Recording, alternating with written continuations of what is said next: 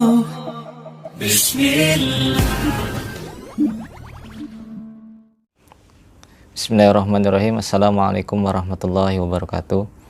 Innal hamdalillah nahmaduhu wa nasta'inuhu wa nastaghfiruh wa na'udzu billahi min sururi anfusina wa sayyiati a'malina. May yahdihillahu fala mudhillalah wa may yudlil fala hadiyalah. Asyhadu an la ilaha illallah wahdahu la syarikalah wa asyhadu anna Muhammadan abduhu wa rasuluh. Allahumma shalli ala Muhammad.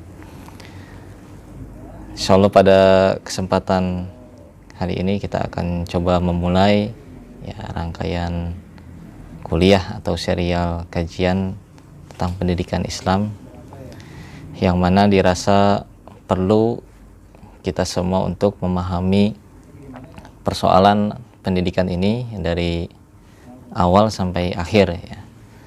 Sehingga kita coba buat serial atau kajian ini berurutan ya. Harapannya agar bisa dapat pemahaman yang komprehensif ya. Di luaran sana mungkin banyak kajian-kajian pendidikan Islam yang sifatnya tematik atau temporer yang merespon satu isu atau terkait dengan satu persoalan ya, kemudian dibahas dalam satu tema tertentu atau waktu tertentu ya. Kebutuhan yang menurut saya saat ini penting adalah memahami dari akar masalahnya ya, sampai gambaran umum atau gambaran besar pendidikan itu nampak jelas ya, sehingga tidak tambal sulam ya. Kalau kita perhatikan misalkan sekarang banyak persoalan pendidikan mulai dari masalah zonasi sekolah ya, sekolah Islam terpadu yang mahal ya, problem-problem yang ada di pesantren, kemudian pendidikan karakter dan lain sebagainya, itu hanyalah riak-riak kecil saja dari problem yang terkait dengan pendidikan ya. Ada masalah yang lebih mendasar dan lebih perlu untuk diselesaikan, yaitu problem yang terkait dengan definisi, konsep ya, pandangan, paradigma terkait pendidikan itu sendiri gitu. Yang mana kalau kita sudah memahami ini dengan baik ya, sebagai pondasinya kokoh, kita nanti bisa membangun di atasnya itu pilar-pilar pendidikan ya, yang kokoh, yang mantap gitu, sehingga bangunannya menjadi sebuah bangunan utuh ya. Kalau pondasinya tidak kokoh, tentu saja tiang-tiangnya atau pilarnya tidak bisa ditancapkan gitu ya. Kita mulai serial ini ya dengan membahas definisi ya, kemudian dikaitkan dengan problem yang ada dalam dunia pendidikan secara umum ya. Definisi pendidikan yang sering atau beberapa kali di beberapa tempat saya sering menemukan pendidikan diartikan dengan merefer pada konsep yang ada di barat ya. Sehingga problem yang ada di barat itu terimpor juga di kita gitu ya, yang seharusnya kita tidak perlu mengimpor problemnya ya. Apa maksudnya? Maksudnya ketika kita mendefinisikan pendidikan, harusnya kita punya definisi yang original ya. Pendidikan dari asal kata didik ya, dalam kamus diartikan sebagai ajar atau latih ya, dalam Kamus Besar Bahasa Indonesia. Nah, ajar dan latih ini perlu dikontekstualisasikan ya, atau dilihat dengan perspektif yang betul-betul jelas. Oleh karenanya kita perlu mendekati persoalan definisi ini dengan pendekatan yang lebih filosofis ya. Karena arti kata ajar sendiri itu luas, dan bahkan kalau kita lihat secara definisi kebahasaan ya, etimologi, kata ajar itu sendiri lebih dimaknai lebih luas daripada didik, sehingga tidak proporsional kalau kita artikan kata didik dengan, atau kita definisikan didik dengan ajar ya. Ajar itu lebih luas ya. Sementara kata latih itu kurang presisi kalau kita perhatikan atau kita kaji secara bahasa, kurang presisi dengan kata didik itu sendiri, ya. Maka kita perlu dekati dengan melihat karakteristik dari istilah pendidikan itu sendiri agar kita dapat memahami konsepnya dengan baik. Yang pertama yang perlu diberi catatan atau diberi garis bawah adalah bahwa didik itu kata yang khusus disematkan atau hanya bisa disandarkan pada manusia, ya. Sehingga kata pendidikan atau proses mendidik dan dididik itu menjadi lebih tepat dipahami, ya. Pendidikan, saya ulangi sekali lagi, pendidikan hanya terjadi dan hanya dilakukan oleh dan untuk manusia. Beda dengan kata ajar, bisa berlaku di luar manusia, ya. Kata ajar lebih luas, ya. Kemudian kata didik juga itu membutuhkan subjek dan objek, ya. Sehingga ada pendidik dan ada yang dididik atau peserta didiknya. Nah, kurang lebih seperti itu. Maksudnya kita perlu memulai dengan ini agar kita memahami bahwa pendidikan itu memang satu aktivitas atau upaya untuk memanusiakan manusia, ya. Oleh karenanya perlu dipertegas bahwa pendidikan hanya terjadi di manusia dan hanya diperuntukkan untuk manusia, ya.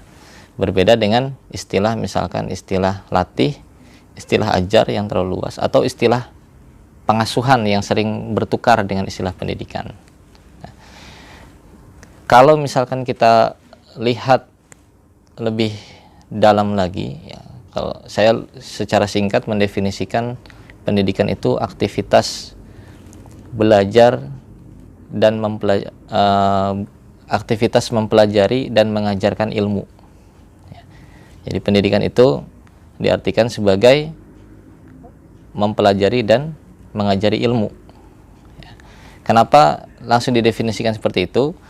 Kita lihat pertama dari definisi kamusnya tadi ajar, ya. Kemudian kita kontekskan secara khusus atau kita batasi konsep ajarnya itu hanya berlaku pada manusia, dan satu-satunya yang bisa membedakan antara manusia dengan selainnya adalah konsep ilmu, ya. Sehingga belajar apa sih yang ada di dalam pendidikan itu, atau pendidikan itu sebetulnya mempelajari apa, mengajari apa? Nah, maka jawabannya adalah belajar, mempelajari, dan mengajarkan ilmu, ya. Manusia sebagai, kata para filsuf, sebagai hewan yang berpikir atau hewan yang berbicara, itu memiliki perbedaan, ya, dengan spesies lainnya. Spesies lain manusia itu dengan ilmu dan akal, ya. Ilmu dan akal ini tidak ada pada selain manusia, ya, hanya ada pada manusia saja. Sehingga kita harus mengunci konsep pendidikan ini pada mengajari dan mempelajari ilmu. Itu yang pertama. Yang berikutnya, setelah itu kita perlu memahami bahwa ilmu ini sendiri konsepnya perlu kita perjelas lagi, ya. Ilmu ini perlu kita perjelas lagi sehingga nanti bisa dibedakan dengan selainnya, ya. Secara umum ilmu itu diartikan sebagai pengetahuan. Nah, sementara pengetahuan sendiri tidak bisa diberikan batasan, ya. Dalam definisi ada dua pola, ya. Pola yang pertama adalah pola pendeskripsian atau rasam, yang kedua adalah pola had atau penggambaran batasan-batasan, cakupan-cakupan yang ada. Nah, sementara pengetahuan itu tidak bisa didekati dengan pola had, ya. Karena tidak ada yang tidak diketahui, atau manusia tidak mengetahui apa yang tidak diketahui, atau hanya mengetahui apa yang sudah menjadi pengetahuannya, sehingga tidak bisa istilah pengetahuan itu didefinisikan secara had. Oleh karenanya kita hanya bisa sampai pada definisi bahwa ilmu itu adalah pengetahuan yang terstruktur atau pengetahuan yang memiliki makna, yang bermakna. Ya. Kita definisikan pengetahuan itu atau kita gambarkan pengetahuan itu sebagai atau ilmu, ilmu itu sebagai pengetahuan yang terstruktur, yang sistematis, yang memiliki makna atau bisa ada manfaatnya. Ya, dalam bahasa filsafat tentu kita bisa mendefinisikan secara epistemologi, ya, secara ontologi dan secara aksiologi. Ya. Secara epistemologi, ilmu adalah apa-apa yang datang dari Tuhan, ya, yang datang dari Tuhan yang sampai ke dalam jiwa manusia. Ya. Kemudian secara ontologi adalah apa yang ada, keseluruhan yang diketahui atau yang ada pada jiwa manusia. Secara aksiologi, ilmu itu adalah petunjuk atau sesuatu yang mengantarkan pada sesuatu yang lain, ya, atau membimbing, mengarahkan, menunjukkan pada sesuatu yang ingin dituju. Ya. Itu kurang lebih secara definisi, ya, ilmu. Sehingga pendidikan itu adalah aktivitas mempelajari pengetahuan yang sistematis dan terstruktur, ya, kurang lebih kita bisa definisikan seperti itu. Ya. Dan kalau kita sudah mematenkan dan mengunci definisinya di sini, maka tidak ada lagi pembahasan di luar pengetahuan sebagaimana yang ada sekarang. Ya. Yang ada sekarang adalah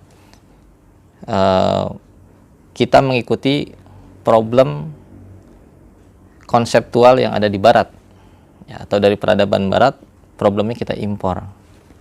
Bagaimana proses impornya? Proses impornya adalah dilakukan oleh para cendekiawan, ya, atau kita semua ketika mendekati definisi pendidikan dengan konsep education.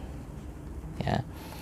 Kalau seandainya kita temukan, atau beberapa kali saya menemukan dalam buku, definisi pendidikan itu dimulai dengan mendefinisikan education.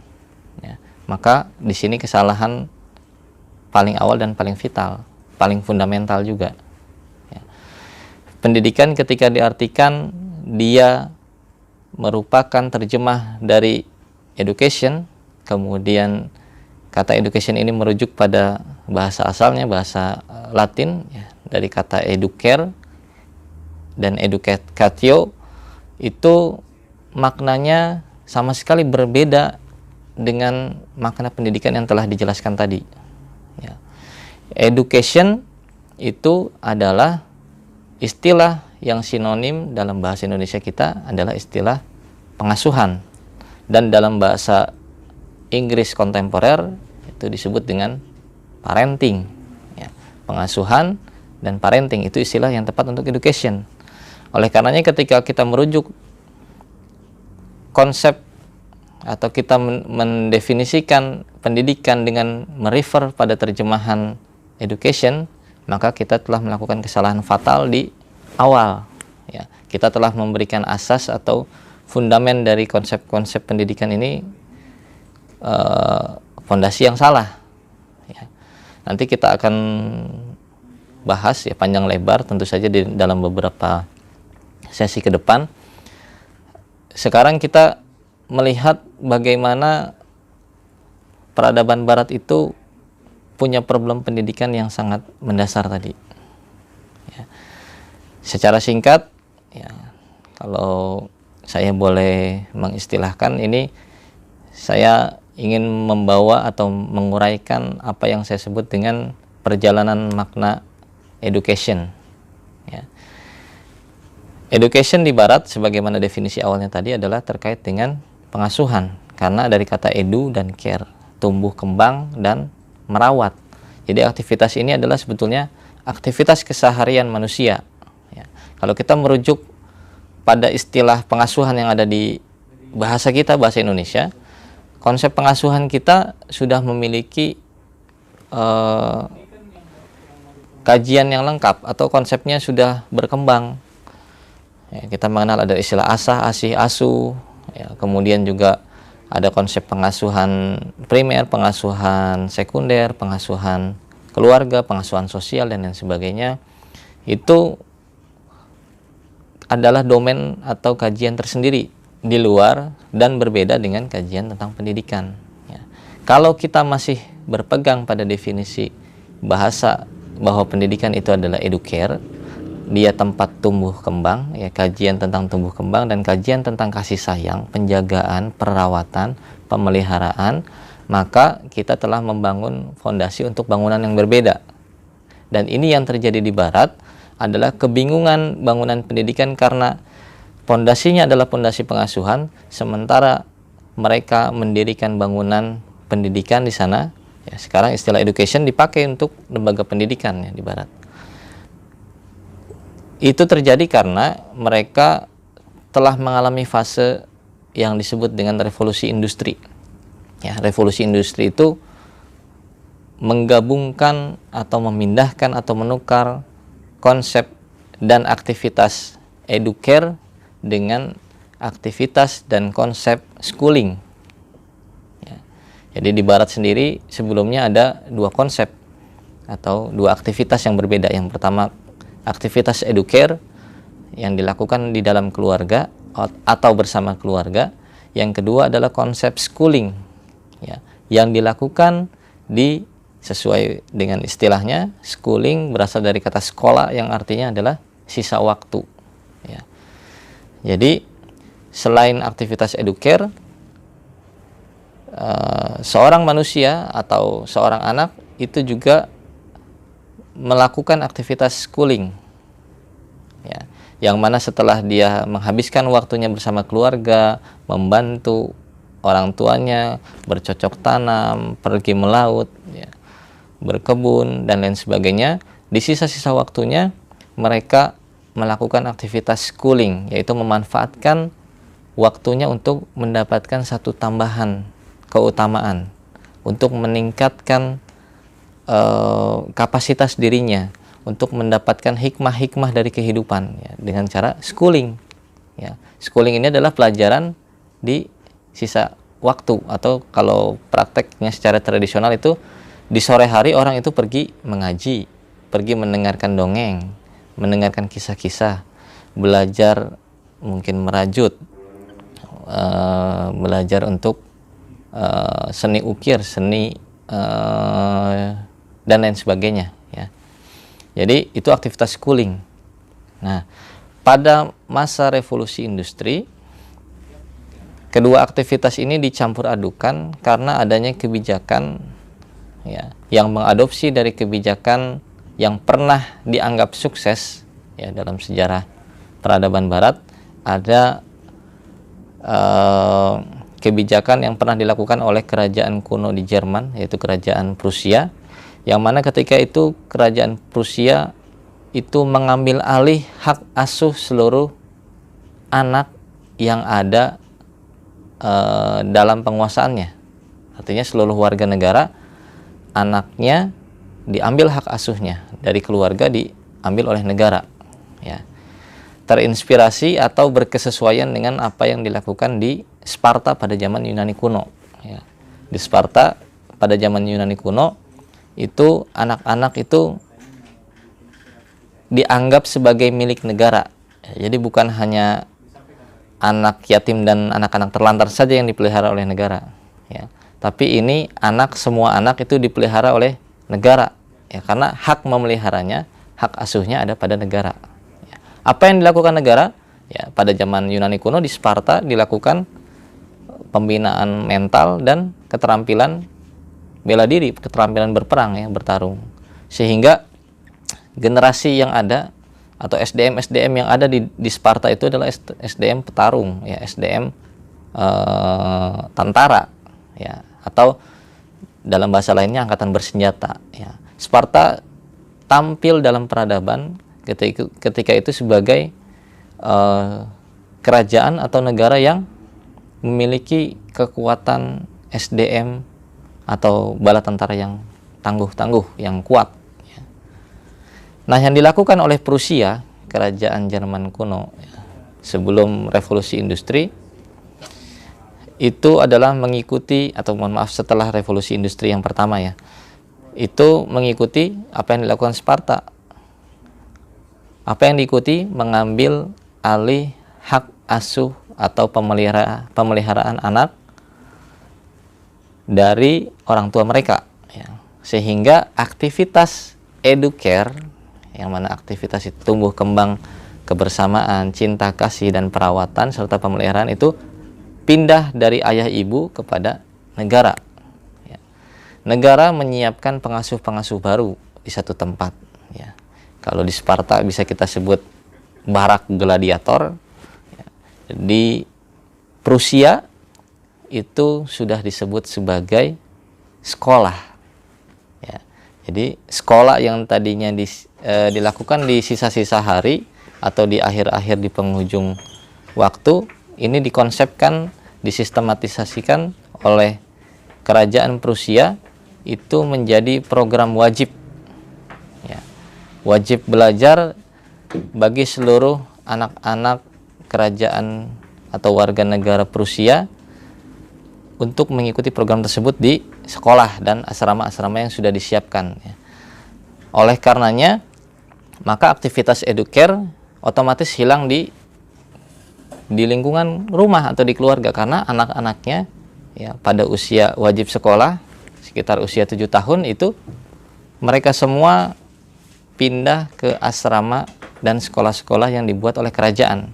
Di kerajaan itulah mereka pertama kali menyusun yang disebut dengan kurikulum nasional atau kurikulum kerajaan untuk mencetak SDM-SDM unggulan dalam perspektif mereka, atau SDM-SDM yang dipersiapkan untuk menempati pos-pos industri yang memang sedang digalakkan atau sedang terjadi revolusi industri ketika itu, ya.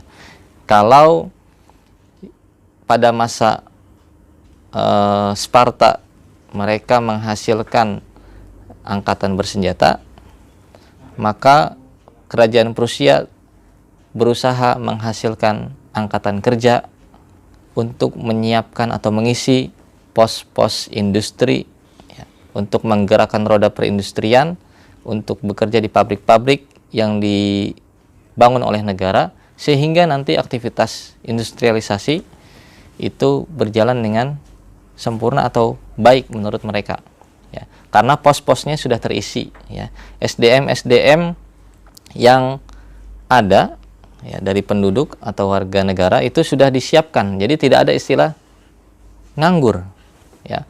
Warga negara tidak ada yang menganggur karena semuanya dalam ikatan dinas negara. Negara telah mengambil hak asuhnya, ya. Disekolahkan dan tentu saja sudah disiapkan pos pekerjaannya, ya. Kenapa negara berani mengambil anak dari orang tuanya? Karena negara berani mengambil, ya, hak asuhnya dan tanggung jawab dari pengasuhan. Tanggung jawab pengasuhan adalah tanggung jawab memberi makan, tanggung jawab kemandirian, tanggung jawab pekerjaan, ya. Sebelumnya mereka ikut orang tuanya, petani. Setiap anak petani itu menjadi petani dan melanjutkan usaha-usaha orang tuanya. Anak nelayan menjadi nelayan, melanjutkan usaha orang tuanya. Ketika diambil alih oleh negara, maka yang terjadi adalah anak itu menjadi anak negara dan melanjutkan atau menggerakkan program-program yang dilakukan oleh negara, sehingga bisa kita katakan ini ikatan dinas full, ya. Tanggung jawabnya dialihkan dari tanggung jawab orang tua menjadi tanggung jawab penguasa atau kerajaan. Ini yang terjadi dalam sejarah peradaban barat, dalam dunia pendidikan. Ketika itu sudah bercampur, bertukar atau berpindah tempat posisi educare dengan posisi schooling, ya. Padahal kalau boleh secara simplifikasi kita menyebut bahwa sebetulnya pendidikan itu lebih dekat kepada schooling, ya.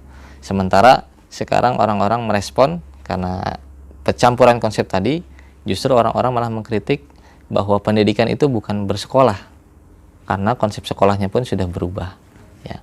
Untuk awal cukup sampai di sini.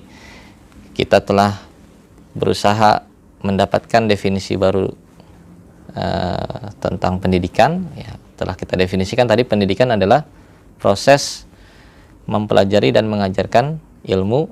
Kemudian kita juga telah menjelaskan posisi problem pendidikan yang ada di Barat, yang mana mereka telah menukar aktivitas atau mencampur adukan aktivitas educare dengan aktivitas schooling, ya, bermula dari sejarah Sparta dan kemudian dilanjutkan oleh Prusia. Ya. Setelah itu nanti ceritanya panjang, yang jelas konsep yang ada di Prusia tentang pengambil alihan hak asuh anak, ya, dalam konsep wajib belajar dan kurikulum nasional itu dilanjutkan dan disebarluaskan di Amerika serta Eropa. Kemudian tibalah konsep-konsep tersebut diimpor kepada kita, sehingga kita juga mengalami kebingungan, ya, antara ikatan dinas full, ya, dengan pemaksaan wajib belajar. Demikian kurang lebihnya, mohon maaf. Nanti kita akan lanjutkan pada sesi-sesi yang berikutnya. Billahi taufiq wal hidayah. Assalamualaikum warahmatullahi wabarakatuh.